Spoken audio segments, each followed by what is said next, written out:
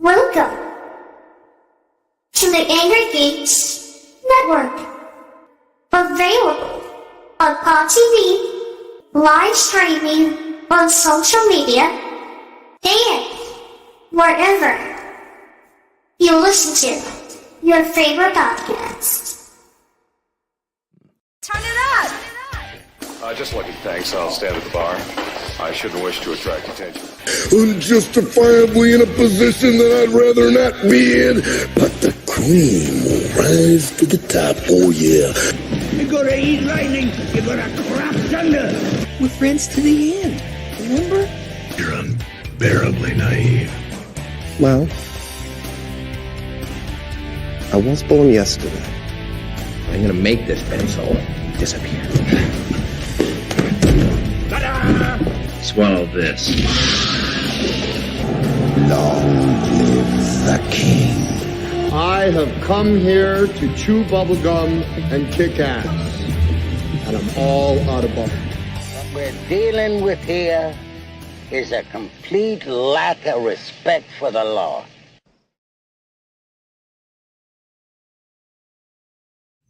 Hey everybody, we're live from Alternate Universe LLC in Milford, New Haven, Milford, Connecticut. What am I talking about here? And we're with the one and only, welcome companions. We're here with the one and only Chris Campana.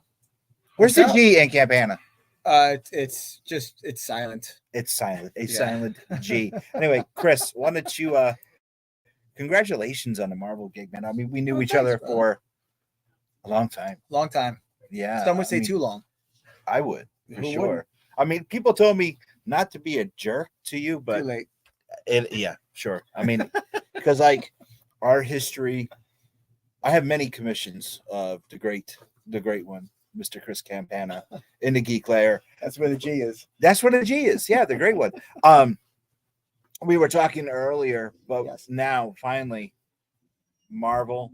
Wait, we're trying to do something. Turn the volume down. Anyway, if you guys have a comment for Chris, please pop it up on the screen. I'm taking questions. Yeah, we are taking Q&A. questions. Yeah, definitely. Let's talk right now. Ghost Rider. When you got the call, Yes. did you think it was somebody pranking you? So legit, true story. It was February 24th. I've been doing indie, for over a decade, working full time as an artist, very happy, the whole thing. The road gets tiring, and I was averaging 25 to 30 some shows a year. And my son, my 26-year-old, was over, and we were just talking about the industry and work and all that stuff. And I was like, you know what, man? I wasn't like chasing Marvel or DC. I hadn't submitted a whole bunch of stuff. It was just I was enjoying what I was doing, but we were talking about career and I'm getting a little older and all that kind of stuff. And as we were talking about making some changes, I legit got an email at the moment we were having this conversation. And the email just said, Chris, love your stuff. I think you'd be perfect for this story we have coming out. You have about 6 weeks open for us. Mm-hmm. And I remember looking at my kid and I was like, man, you got to write the email back because I don't know what to say. It's the typical question. Yeah. When someone asks if you were a god, you say yes. I mean, what else were you gonna say? He's a writer for ESPN, right? He worked for the NBA. Mm-hmm. He worked for Sports Illustrated, but he's also got a journalism degree, so he's a much smarter and better writer than me. Okay. So, and he also knew how to write a professional email as opposed to yes. So he wrote a really good email back, and that started the ball rolling. And I drew that book from mid-March to early April. I had about 6 weeks. So mid-March to late April, I drew that book. And it was nerve-wracking, exciting, exhilarating, challenging, all the things. All the things. Next project. Red Goblin, yep. You're always been a huge Spidey fan. Absolutely.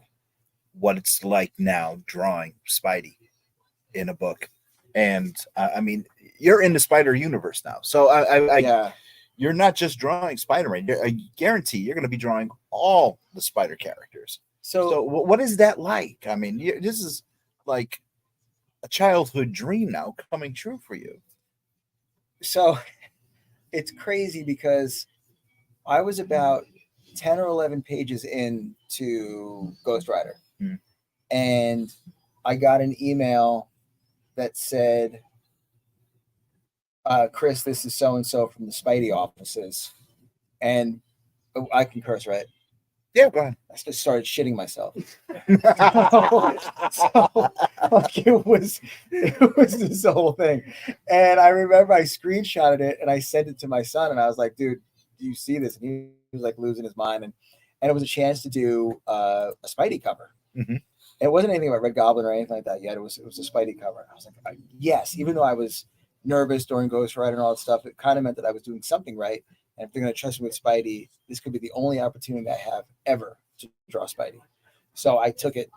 And a couple of days later, I got the offer for Red Goblin, which was just like, man, now you're drawing symbiotes. Like anybody can show up in a symbiote book.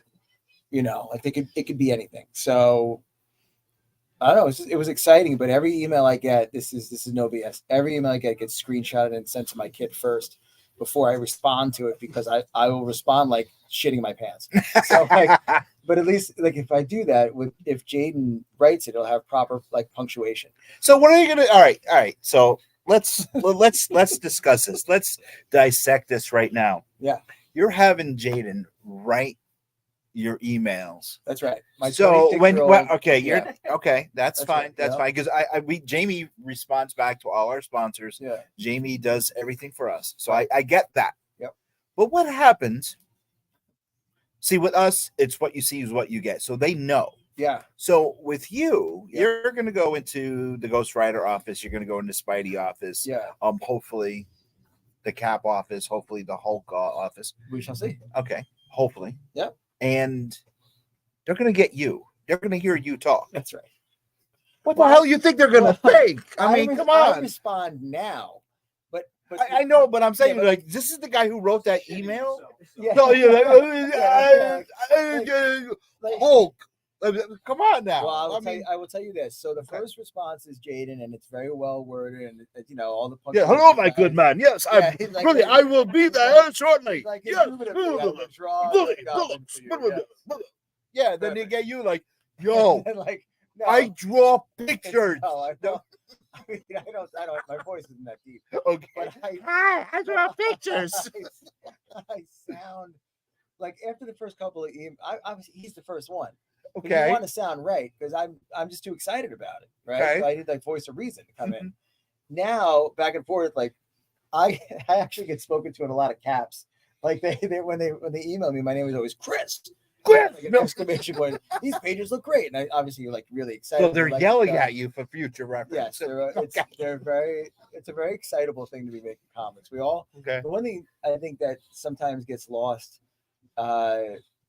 is that everybody making comics really does love making comics, whether you're on the editing side or you're drawing, you're writing, whatever it is. Like you're doing something that not everybody really has a chance to do, but a lot of people would love to do.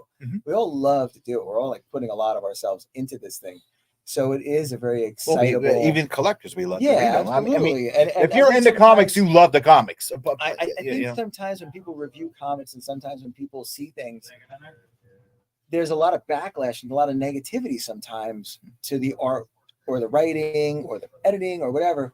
We are all legit doing everything we can to make the best books. Our names are attached to these things. So we are doing everything humanly possible to be as good as we can, monthly by monthly, whatever it is. It's not like no one in my time, even before Marvel, whether it was indie stuff or anything, has never just been like, screw them.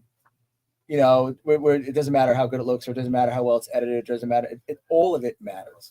So, it's cool when we start going back and forth through the emails and it's, this looks awesome, or holy cow, those inks look great. Or like when I got the first inks and colors back on Ghost Rider, I was losing my mind. I responded to the email myself, but I was like, hey, colors good, pretty. These are incredible.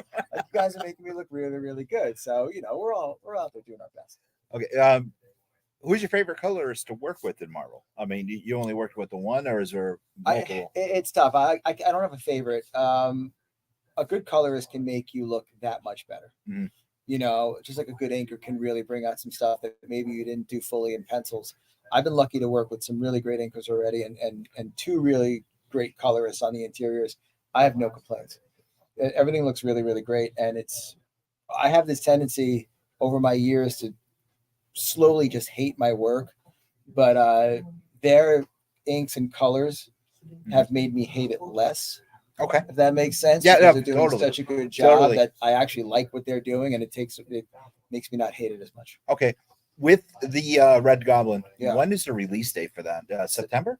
September 13th is issue 8. Okay, we have a comment coming in. It says from Aviva. You know Aviva. Yes. Hi guys, miss seeing you both. Congrats, Chris. Have Thank the you. Ghost Rider for you to sign next time we see you. Awesome.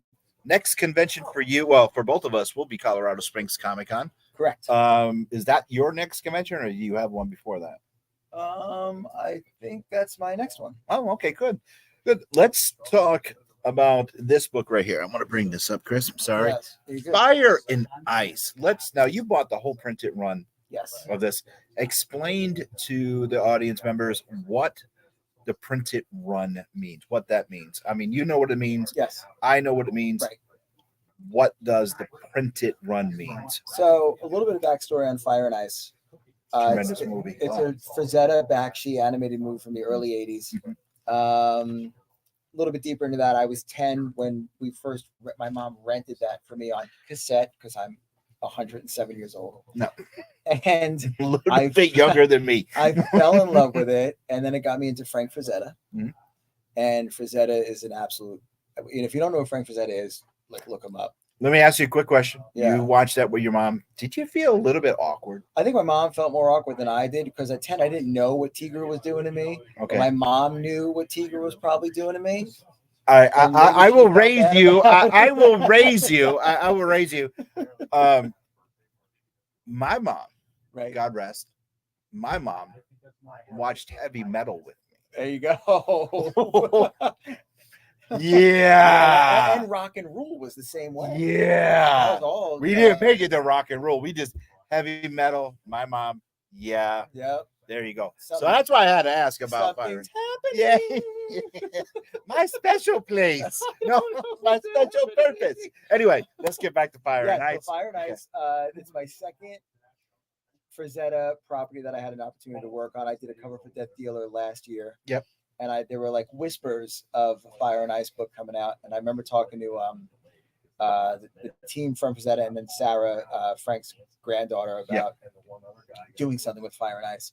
And Dynamite reached out about doing a variant, and I was like, I would like to own the entire print run of this because I wanted to have it be really, really special to the fans that have supported me for a long period of time.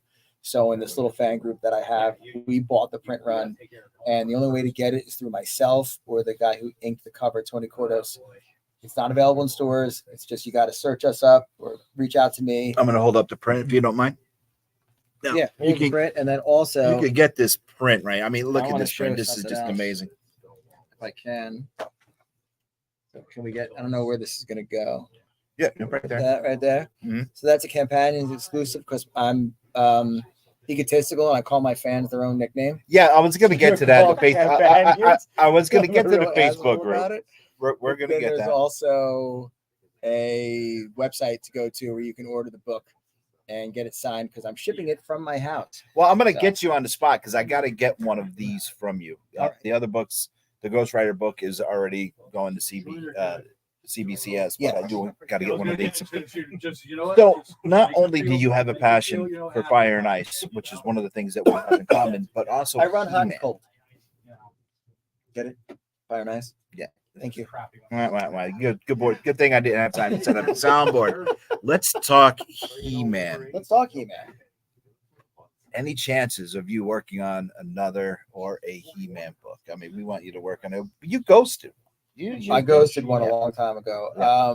The He-Man thing, I have tried. Mhm. I've reached out several times. They've been great. It hasn't been anything where it's like, Chris, we don't think you should, or Chris, we don't think you're good enough, or anything like that. Really, the stuff with He-Man is they've got great artists on there, and they've got designers from Mattel and some of the animation stuff they've done who are working on those books, and they're doing an incredible job. Would I like the opportunity? Absolutely. Has it been presented to me yet? No, but they know that I'm like lurking and will jump at the chance to do it. So your dream is definitely, well, let me rephrase this. Your dream, would it be Fire and Ice, Spider-Man, or He-Man? Which of the three is the top of your mountain? Three? Of those three, which is the top of your mountain? The only one I haven't climbed is Masters. Okay. I've gotten to draw, I have an opportunity to draw Spider-Man. Yep. And Fire and Ice has happened. I'm not a creator who has to take the property that I love and defines myself by only doing that. If I don't do it, I don't do it. I can still love the property just as much. If I get the opportunity, it's great. But I also don't need to beat it to death. Okay. Like I've done this cover. I always want to draw Dark Wolf professionally, and I have. That's, to me, that's an accomplishment that it doesn't have to happen 100 times for it to mean as much as it does. It can happen once. It's totally fine. If it presents itself again, that's awesome. I wouldn't say no to it. But this is going to sound cheesy. Everything out of your mouth sounds cheesy. It's true. From the first day I met you, it was cheesy. That's why we're such friends. Because I love wrestling. Yes. Not really. No, I know. That's me. Yep. That's not cheesy. No. No. No. Not Jack Purcell. Jack, my name is Jack Purcell. On, Jack. It's so funny. We make fun of our friends. I mean, we got Jack Purcell all stiff, and then we got Jose Pierre in his hair. Oh my God. It's all true. No, the thing about this is Spidey was a dream. The cover is an absolute. I never thought I'd get a chance to. I want to talk about the cover, but continue. Fire and Ice, yes. Masters, I was able to do some things, but but I get to draw comics. It's a hard, challenging, sometimes really unforgiving gig, but that's the dream. Okay. Axel's is jumping in, no question. Axel's is saying hi. Hi, Axel. How you doing, brother? Surprised you're not here today. Yeah. Let's talk about the cover. I agree with you. Mm-hmm. You did not, earlier we had a conversation. Yes. You did not know that was going to be number one. No. We're talking, you want to, Oh, can we spill the beans? I can go into a little. Well, yeah, I think it's in previews. Okay. So a little bit of the process. I did I got that email about the Spider-Man cover. It's is it in there? It's in here, right, Jay? Okay. It's in here. Andre comes in. It says Geek Out Party. Hi, Andre. How are you? Man, the Doctor Strange stuff in here looks awesome. I did. Focus. It's about you. Oh, there it is. There it is. Okay. Yeah, we're gonna hold this up right here. This is Chris's cover for Spider-Boy #1. We do have the print. Do we have a print? No print yet. Okay. Just the originals. Just the originals. Now, I agree with you, Chris, that this should have been upside down. Well, it was an idea. Mm-hmm. It was an idea. It would have been cool with the logo the other way and have Spider-Boy up top. That would have been a cool thing. Thankfully, the art works both ways, so it was cool. The thing with this cover was I didn't know it was a Spider-Boy 1 cover because he's a hot character right now, and he's appearing in the Bagley Slott Spidey series now, I believe. I think he's still ongoing through there. Mm-hmm. And not to get too deep into it, some of the machinations behind the scenes on this, but I didn't know what it was for because they were really doing a great job of not wanting people to spill the beans on there being a Spider-Boy 1. Because I drew this months ago. Mm-hmm. But we didn't know what it was for. Myself and the inker Mark Morales, who absolutely destroyed this piece. Like, he made it look so much better. His inks guy's a master. He just very flattered to have him be a part of this. He's a great dude. We didn't know. So Mark said to me, "What issue is it?" And I said, I don't know. And he goes, "Uh-oh, this is big." All right. Explain that. He just knew that they didn't tell me the issue number. He's like, "This is gonna be a big deal." And I was like, "Okay." How is that possible? That because he's been in the industry for 30 years. He knows everything. I don't know anything. Okay. No, what I'm saying is, so you drew the issue. I drew the cover. You drew the cover, and they did not tell you I think I don't know that they didn't tell me. It wasn't like they were like deceiving me. I think initially it was going to be part of the ongoing Spidey series, and I think Spider-Boy caught on to such a degree that they were probably developing the series. This is pure conjecture. I don't have any inside info on this. Okay, but I think that it just became an image that maybe they wanted to use for Spider-Boy 1. All I know is I got a really great email from a couple of people, and they were like, dude, we love this. This looks great. And I was so nervous. I was just like, did you reply or did Jaden? I had to, because I think Jaden was actually at his own job. So I had to reply. I do. Thank you. I was like, what's that? Who's this? I was like, new phone, who's this? I don't know what's going on. No, I just basically said, thank you so much. That means a lot to me. And I didn't care if they used it to wipe their asses with, because it was flattering that they dug the stuff. I mean, these are people who see Spider-Man drawings every day. So for them to take the time and reach out and say how much they dug it, that was enough. Then on top of that, for it to be a Spider-Boy 1, I know there's some people who don't like the character. They don't know. Look, you got to trust the team. I know sometimes there's misses, but like I said before, we are trying to make the best books we can make. Well, do you think Spider-Boy is stealing Miles Morales? Do you think he's stealing his thunder? No, I think it's a disservice to say that Miles isn't a big enough character where his thunder can be stolen. Okay. He's a massive character. No, yeah, I totally agree. I mean, he has so. 2 movies out after him, I totally agree. And I think he's beyond that. Okay. Do you think Miles will one day take over for Peter Parker? Do you think Peter Parker will go away? I think the greatest thing that they've done with Miles, and there's been a lot, is he can stand on his own. He is Spider-Man. I know that back in the day when he started, it was like, Pete's the only Spidey, and who's this? And they did the same thing with Miguel with 2099. They did the Spider-Man. They did all this stuff. Miles is such a strong character that he is Spider-Man. I think the two can coexist. Oh yeah. I think it's fine. If Pete goes away, is it going to bother a lot of people? Sure. Oh, yeah. But comics, we were talking about this off air, as people in the industry say. But I think this is his guy. As people in the industry, I think what's important is to get new readers. We need younger readers. We do. This what we were talking about before we came on there. We need young readers. I do 20 to 30 shows a year, and I see a lot of people my age and older buying comics and getting commissions and getting sketches. We need readers who are going to like Miles, who are going to like Spider-Boy. We need a younger set. Everybody's got to do a better job of getting that book in younger readers' hands. And Spider-Boy could be, a conduit to that, just like Miles has brought in a different fan base. It did.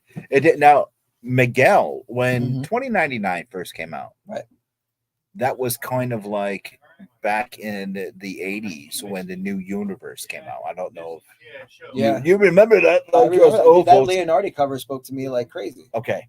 When the New Universe came out, it only had a few books that actually meant something. Starbrand, which I had the complete run. Right. Night Mask and Cyforce. Night Mask, I'm missing a few issues. Cyforce, I have everything but one issue. But Starbrand, I have everything. We have another comment from Andre. Andre, we'll get to your comment in 1 minute.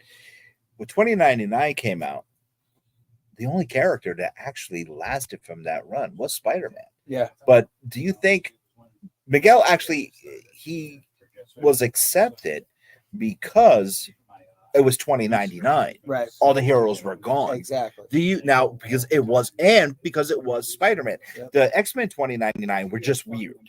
Yeah. They were just weird. But this was Spider-Man. Right. And this is going to bring us back. And Andre, again, we'll get to your comment 1 second. This goes back to a conversation that you and I had many, many years ago over our friendship. Do you think Spider-Man, if he were to have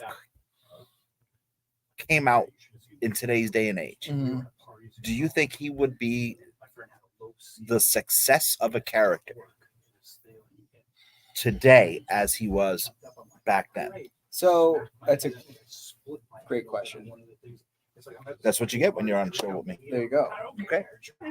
One great. That's the debate. One great. Let's get to Andre. And What is let's. Andre's comment? Okay, let's get to Andre. Andre says, not sure if it's been done before, but would it be cool if the front cover be the top view of Spider-Man or any other character fighting the villain, and the back cover be the opposite view? Ooh. I'm sure it's been done. Okay. It's a cool idea for sure. I know Stuart Immonen was doing a lot of cool stuff with panel covers at some point, but I mean, it's definitely a cool idea. Yeah, it is definitely a cool. So- they did do that. Suicide Squad and Justice League, Volume 1 Suicide Squad, Volume 2 Justice League, 1987, issues 6 and 6. They did have the two different covers, though. Oh, that's cool. You had Flag with Batman jumping after him, and then if you went to the Justice League, it was you saw Batman jumping after Flag. But it's so the two. Didn't Joe Mad do those connecting covers essentially for X-Men, where X-Men. it was the heroes running on one side and it was the villains on the other one? Yep, and then they also did the connecting covers what Jim Lee did. Yeah. With X-Men number With 1. X-Men, yeah. But we have a whole box full of them right here at Alternate Universe in Milford, Connecticut. Just come on down. X-Men number 1. We have an entire box full. Just ask Eric. It's right over there underneath that table. What was the question I was supposed to ask? He wanted to know. We were talking about Spider-Man. If he would be so today. here's the thing. I've always thought it was when I came up mainly indie. Yes. You know, and like I said, I did indie for a long, long time. And I've always wondered if like Stan and Steve were sitting around at a table without the Marvel banner behind them, and they were just pushing a book called Spider-Man. And it was just an indie, creator owned. Correct. Whatever. You know, like when I was pushing Kantara, First World, whatever. Would it have caught on the way it did? But I remember Amazing Fantasy 15. Isn't the story that they put Spidey in there because they were canceling the run? Correct. And Spidey wasn't thought to be anything. No. And then there was the fan reaction to it, which, by the way, has happened with Spider-Boy. Spider-Boy's book went to a second and third printing. So why would you want to make a book about this character? Mm-hmm. It happened with Spidey. Fantastic Four, too. Marvel Comics was shutting down. And they came up with Fantastic Four.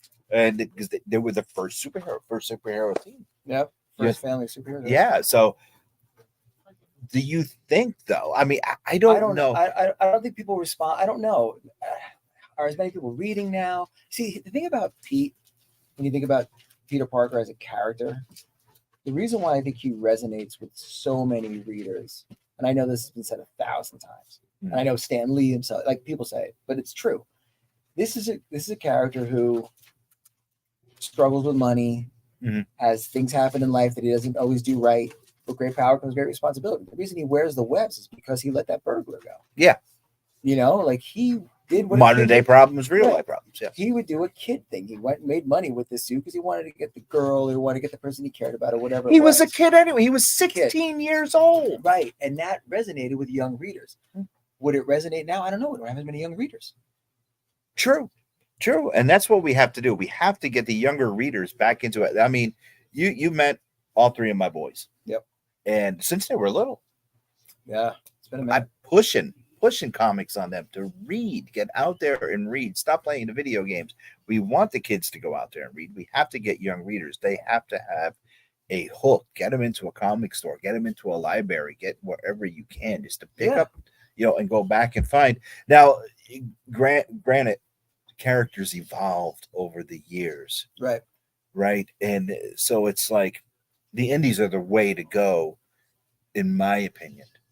Not to support friends, and when a friend makes it big like you, once you make it, if you draw for Marvel, you draw for DC, you made it big in my book. Well, I appreciate. And I'm proud of you, and I tell everyone I'm proud of you. I appreciate that. It's weird the make it big thing, although I get it, but I think it's this is like in a wrestling world. If you make it to WWE, AEW, you made it to the big two. There you go. I agree. I know, but I know from coming up in indie, there are talented creators at every level of comics. Oh yeah. I know that the perception being reality for fans is like, oh, and I've seen it. You work for Marvel, I'll buy this. A week ago when you didn't work for Marvel, I may not have bought that. I'm not saying that's true for everybody, but I've seen it happen like at my table. Mhm. So I know that there's a weight that Marvel and DC and to an extent, Boom and Dark Horse and some of those publishers, they carry. But I can't get caught up in, I don't think it's healthy to get caught up in, I made it big because of this. I think the ultimate goal is to just tell a good story and to draw cool shit and to get a chance to keep doing it and to remember why you're doing it. All right, Joe Goulart says, hey, Uncle Joe. He says, is that a Yankees hat? Unless Joe's not able to see the screen, it absolutely is. I support the team through good and bad, my dude. I was a fan in the 80s when we didn't win shit. Simple as that. We had some of the best hitters in the game and had Andy Hawkins throw a no-hitter and lost 4-0 to the White Sox. All right, Chris, you have a long drive. You've been on air Yes. for 30 minutes. Before you wrap up, tell everyone about the Campanions group Facebook page.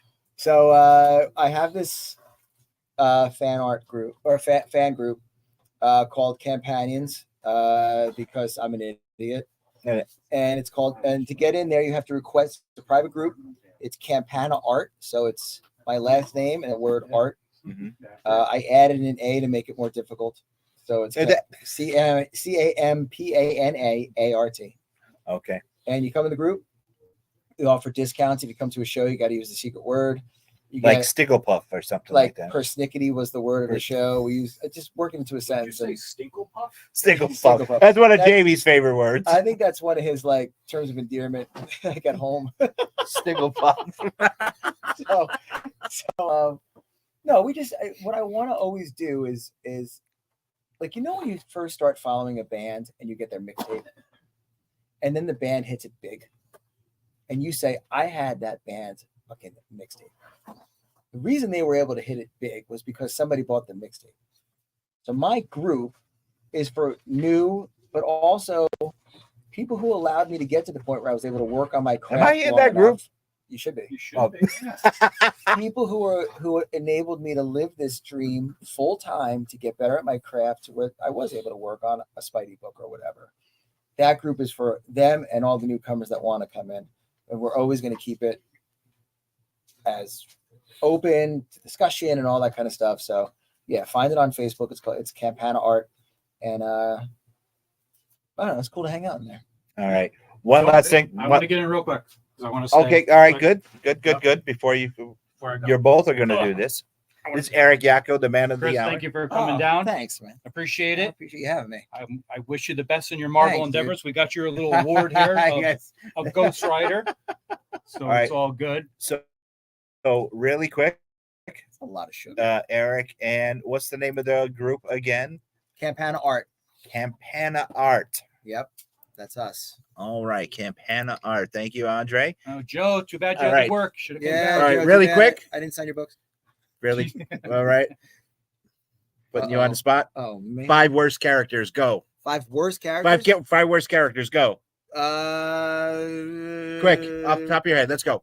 Go. Okay. Grun the Destroyer. 1. Mandora the Evil Chaser. That's 2 Thundercat characters. You're gonna get pinched if you don't get them. Go. I can't think of any. Go. I don't have really. Go. Let's go. Let's characters. go. Come on.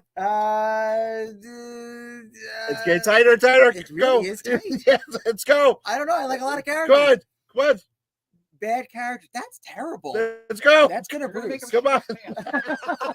I've already been. I lost the grip. Oh. Hold on. Wait. I need to. I like characters. I don't know.